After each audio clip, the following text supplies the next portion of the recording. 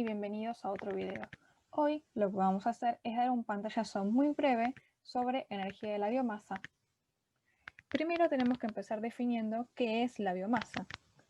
Básicamente podríamos decir que es cualquier tipo de materia orgánica susceptible de ser utilizada como combustible, independientemente de cuál sea su variedad, su procedencia o su estado de agregación. Debe entenderse que las fuentes de biomasa son muchas y todas tienen tratamientos muy diferentes y por ende no es tan sencillo generalizar una respuesta única acerca de su utilización, sino que hay que analizar cada uno de los casos particulares dentro del contexto en el cual se dan.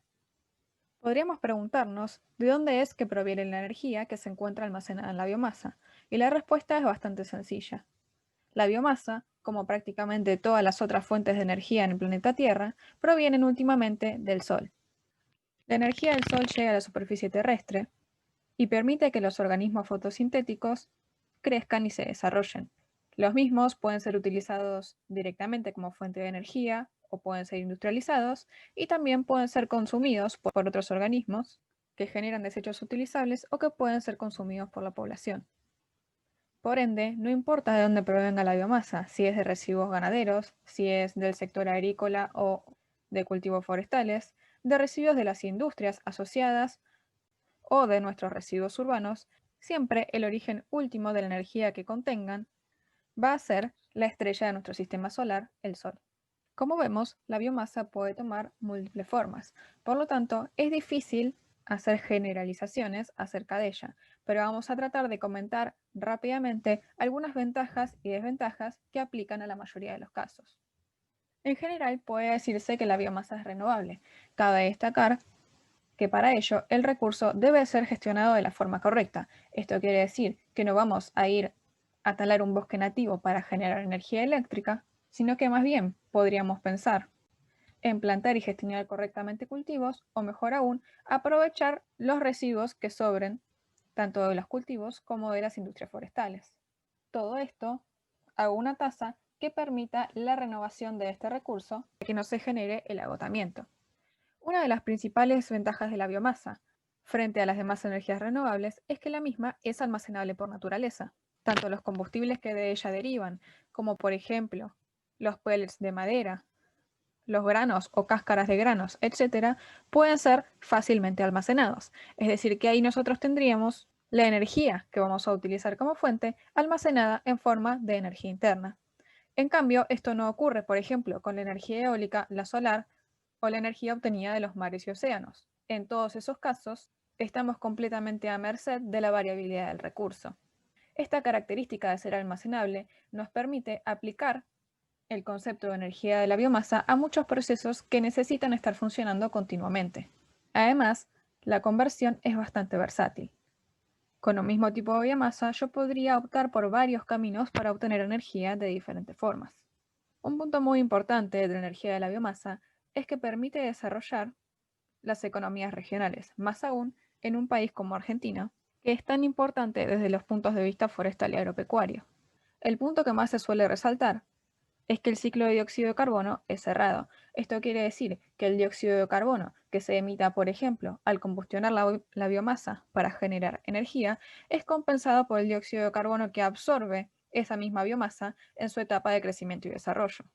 Como comentamos anteriormente, una de las vías más interesantes para el desarrollo de la energía de la biomasa es el aprovechamiento de residuos, que podrían ser desde residuos de aserradero, cáscaras, o restos de ciertas cosechas, o incluso ciertas fracciones de los residuos sólidos urbanos.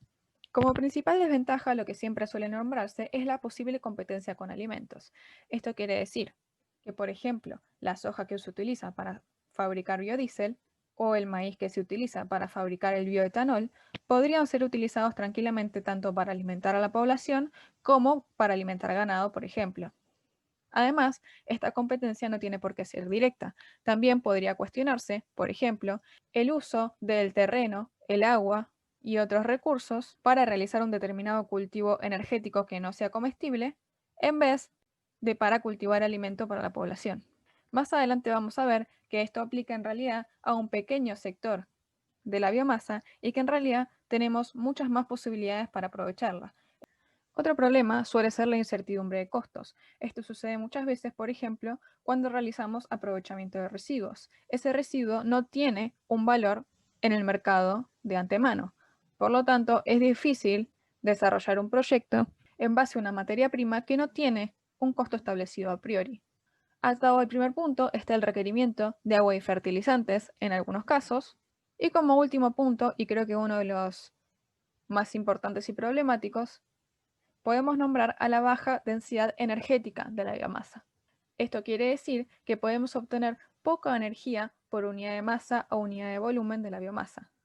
Esto en algunos casos puede mejorarse realizando compactación, como por ejemplo transformando en pellets o briquetas los residuos de aserradero. Pero aún así, actualmente representa una barrera importante. Aquí podemos ver una de las formas de clasificar la biomasa, si bien existen varios criterios. Podemos nombrar en primera instancia a los dendrocombustibles, que son todos aquellos que derivan de bosques y plantaciones forestales, y pueden constituir desde la madera directamente talada del bosque o la plantación hasta los residuos que quedan tanto en el proceso de talado como de confección de productos de madera o incluso la madera recuperada. Por otro lado están los agrocombustibles, que pueden ser tanto provenientes de cultivos energéticos, como también constituir subproductos agrícolas, animales o de las agroindustrias. Como pueden ver, el caso de la competencia con alimentos se da principalmente en el primer caso, que es simplemente uno de los muchos orígenes que puede tener la biomasa. Por último, encontramos a los residuos urbanos, que en general pueden clasificarse en residuos urbanos sólidos y líquidos y son producidos en todas las viviendas del país. Existen muchos procesos a partir de los cuales puede obtenerse energía a partir de la biomasa. Aquí vamos a ver una clasificación bastante sencilla que nos va a ilustrar la gran variedad de posibilidades.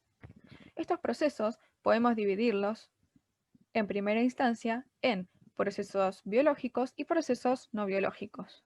Dentro de los procesos biológicos actúan microorganismos para que las reacciones se produzcan, mientras que en los procesos no biológicos las reacciones son puramente químicas y no bioquímicas. Los procesos biológicos más comunes de vía húmeda son la fermentación, a partir de la cual puede obtenerse etanol, es decir, alcohol etílico, y la digestión anaeróbica, a partir de la cual puede obtenerse biogás de una determinada fuente de biomasa. Dentro de los procesos no biológicos, pueden distinguirse más o menos tres vías principales. Por un lado, la extracción de aceites, que nos permite, mediante una reacción posterior, obtener biodiesel. Por otro lado, la familia de las reacciones de la pirólisis y la gasificación, que serían básicamente similares a las reacciones de combustión, pero con oxígeno en defecto, y que nos permiten obtener distintos productos como biooil, gas pobre y gas de síntesis, todos utilizables para obtener energía. Y por último, los procesos físicos y de combustión, a partir de los cuales pueden obtenerse carbón, briquetas y pellets, que como ya sabemos, pueden combustionarse para obtener energía. En este caso vamos a dedicarnos exclusivamente a hablar un poco sobre la combustión de biomasa sólida, y esto puede incluir desde la combustión de algún dendrocombustible, como podrían ser pellets de madera, hasta la combustión de ciertos residuos de cosecha, como podrían ser las cáscaras de algunos granos. Cuando combustionamos biomasa sólida para obtener energía a partir de ella, hay cuatro parámetros importantes. Por un lado, el contenido de humedad que tenga esa biomasa. Cuanta más humedad contenga, más difícil va a ser combustionarla para obtener energía. Por otro lado, el contenido de cenizas, es decir, todos aquellos no combustibles que se encuentran en la biomasa. A mayor contenido de cenizas, menos energía vamos a obtener de combustionarla. Por otro lado, como ya hemos hablado antes, la densidad, ya que a menor densidad vamos a obtener menos cantidad de energía para un mismo volumen de biomasa. Y por último, el poder calorífico, que es el cual nos indica cuánta energía obtendríamos idealmente al combustionar una cierta unidad de masa de la biomasa. A partir de estos cuatro factores, podemos construir un indicador conocido como índice de valor del combustible, o FBI por sus siglas en inglés, en el cual, como vemos, A mayor poder calorífico y mayor densidad, mayor va a ser el índice de valor del combustible, y a mayor contenido de cenizas o de humedad, menor va a ser el mismo. Es decir, que a la hora de desarrollar un proyecto de obtención de energía a partir de biomasa sólida mediante una combustión, deberíamos estar fijándonos en este tipo de índice para elegir la fuente de biomasa a utilizar. Vamos a hablar un poco más sobre el último de los ítems, que era el poder calorífico. Para esto tenemos que refrescar un concepto que es la entalpía de combustión, que no es otra cosa que la energía en forma de calor que se libera cuando una cierta unidad de un combustible se quema por completo a unas condiciones dadas de presión y temperatura. Como todas las combustiones son reacciones exotérmicas y la energía de sus productos es menor a la energía de sus reactivos, existe en ellas una liberación de energía. Esta energía liberada por unidad de masa o por unidad de mol no es otra cosa que la entalpía de combustión, que puede ser representada por la diferencia de entalpías entre los reactivos y los productos. ¿Pero qué es entonces el poder calorífico? Básicamente, el poder calorífico es el valor absoluto de esta entalpía de combustión, porque recordemos que si aquí restamos productos con una energía baja menos reactivos con una energía alta, este resultado para una reacción exotérmica da negativo. Y el poder calorífico lo único que hace es representar ese valor de entalpía en valor absoluto. Pueden hacerse dos distinciones entre poder calorífico superior e inferior, dependiendo de si se considera que el agua que se genera en los productos de combustión sale del sistema en estado líquido, es decir, que entrega su entalpía de vaporización, o si por el contrario sale en estado vapor sin entregar esa energía. Cuando el agua entregue esa entalpía de su cambio de fase, el poder calorífico tendrá un valor más grande, mientras que cuando no la entregue, el poder calorífico tendrá un valor más pequeño. Vamos a ver ahora un ejemplo de una central que produce energía eléctrica a partir de residuos de cosecha. ¿Cómo podríamos hacer para llegar de un montón de cáscaras de cereal a estar produciendo energía eléctrica para inyectar a la red? La respuesta es, básicamente, a través de un ciclo de potencia. Un ciclo de potencia no hace otra cosa que aprovechar energía en forma de calor para generar trabajo, que puede luego ser utilizado para generar energía eléctrica para inyectar a la red. ¿Cómo funcionaría todo este sistema? Primero, ingresaríamos a una cámara de combustión las cáscaras de cosecha. Estas cáscaras, debido a su poder calorífico, van a tener una cierta energía potencialmente entregable asociada, a la cual vamos a denotar de esta forma. En la cámara de combustión se va a producir una reacción exotérmica, por lo tanto, se va a liberar energía. Dependiendo de la eficiencia de combustión, la cantidad de energía que se libere se va a condecir más o menos con lo que el poder calorífico predecía. Al quemar estas cáscaras, la energía liberada va a ser transferida directamente hacia uno de los dispositivos del ciclo de potencia, que no es otra cosa que algo así como un intercambiador de calor, a través del cual circula el fluido de trabajo del ciclo. Vamos a ejemplificar este caso con un ciclo Rankine, que utiliza agua como fluido de trabajo. Aquí básicamente lo que sucedería es que el agua ingresaría a este dispositivo, absorbería la energía que se le está entregando y se vaporizaría por completo. Ese vapor seguiría recorriendo todo el ciclo hasta llegar a una turbina, donde podría mover los álabes que se encuentran en su interior para generar un movimiento rotatorio que se transmita a través de un eje. Esto no es otra cosa que un trabajo mecánico que está saliendo de la turbina y que puede ser transformado mediante un posterior generador en energía eléctrica. Pero ahora lo que nos falta es cerrar este ciclo. El fluido que ya movió los álabes de la turbina va a salir de la misma con una menor energía e incluso probablemente ya haya empezado a condensarse un poco. Vamos a terminar de condensarlo y enfriarlo. en un condensador y vamos a volver a bombearlo hacia el intercambiador de calor para continuar el proceso. Si nosotros alimentamos continuamente por este lado con las cáscaras, vamos a estar obteniendo trabajo continuamente de la turbina. A continuación, vamos a introducir algunas interacciones más que aquí no están consideradas con el entorno, que están relacionadas al condensador y la bomba. Vamos a explicar entonces cómo funciona no solo este ciclo Rankine, sino cualquier ciclo Rankine. No importa que sea lo que esté acá a la izquierda. Como habíamos visto, el fluido va a ser bombeado dentro del intercambiador. Para que la bomba funcione, vamos a tener que inyectarle una cierta cantidad de trabajo. Aunque ya les adelanto que esta magnitud va a ser mucho menor a la del trabajo que obtengamos a la salida. Dentro de la bomba, en un ciclo ideal, el fluido va a ser comprimido de forma isoentrópica. Esto quiere decir que su entropía va a permanecer constante durante el proceso. En un proceso real, esto ya sabemos que no ocurriría. Cuando el fluido ya está comprimido a la presión de trabajo deseada, que se va a mantener constante desde este momento hasta la entrada de la turbina, podemos ingresarlo dentro del intercambiador de calor. Aquí es donde va a recibir energía de la fuente que estemos utilizando y va a comenzar a evaporarse. Podemos considerar que todo el proceso ocurre a una presión constante y que este vapor va a llegar a esa misma presión hasta la turbina.